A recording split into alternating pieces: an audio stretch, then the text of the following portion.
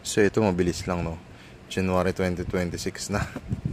Naiwan to sa ano eh. Ito yung mga sapatos na naiwan sa customs yata.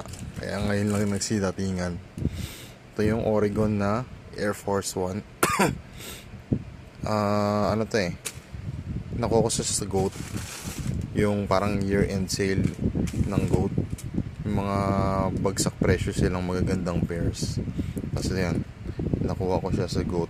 Size 10.5. Itong duck. Yung isa yung puti, yun eh, yung egg.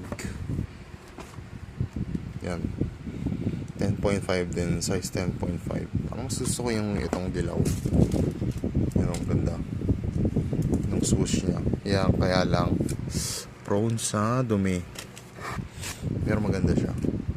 Tapos mabilis lang to kasi ano eh, wala akong time masyado eh. So ito eh, kasabay din nila itong mga cups naman to from Kit.